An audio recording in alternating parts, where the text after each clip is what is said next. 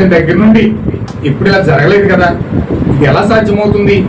అయినా మాది చిన్న సంఘం, మా పాస్టర్ పెద్ద రిలేషన్స్ పెద్ద పేరున్నవాడు కాదు, మా పాస్టర్ పెద్ద పేరు కూడా లేదు, మాదేమో ఏదో ఒక మూలనున్న చిన్న సంఘం ఇది.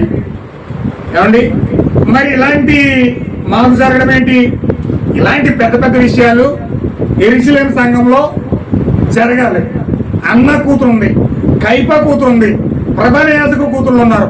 వాళ్ళందరినీ వదిలేసి ఈ పేదవాళ్ళని మరియ దగ్గరికి ఎలా వచ్చింది పరిశుద్ధాత్మ? ఎలా సాధ్యమైంది ఇది? ఇది యెరూషలేములో పెద్ద పెద్ద కుటుంబాల్లో జరగాలి.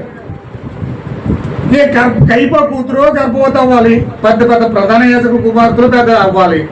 వాళ్ళందరికంటే ఈమె ఇంకా పెద్ద విశ్వాసురాలా? వాళ్ళందరికంటే ఈమె ఇంకా పరిశుద్ధురాలా?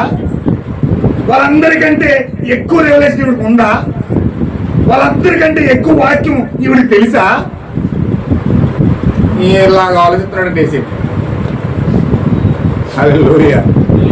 నమ్మడానికి ఎంత కష్టమవుతుందో చూడండి. ఎన్ని ఆలోచనలు, ఎంత దేశం ఉంది, ఎంతమంది ప్రజలు ఉన్నారు, ఎంత ఆడపిల్లలు ఉన్నారు, అన్న కూతురు ఉంది, ప్రధాన యాజకుడు కూతురు ఉన్నారు. ఏంటి ఈవిడ్ని తోట కలుసుకోవడం ఏంటి? అసలు ఆలోచించగలవా?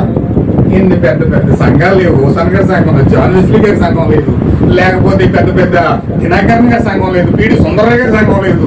ప్రపంచంలో ఎన్ని పెద్ద పెద్ద సంఘాలు లేవు? ఎందుకు పనికిరా అని మన దగ్గరికి వచ్చి వాక్యం బయలుపరుచుకోవాలా?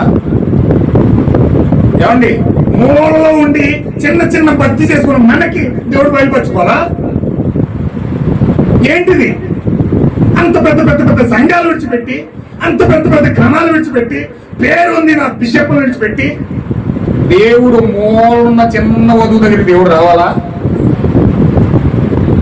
వస్తాడు. ఆయన విధానం అది, ఆయన విధానం అది.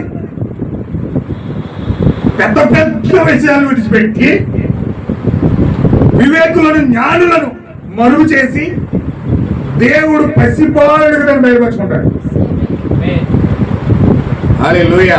అరే నేను పెద్ద బిషప్ను కదా, నాది పెద్ద సంఘం కదా, నా సంఘానికి 50 లక్షల మంది ప్రజలు వస్తారు కదా, నేను ప్రపంచంలోనే అత్యధికమైన ప్రసంగం చేస్తే నాకున్న ఫాలోవర్స్ ఇంకెవరికి లేరు కదా.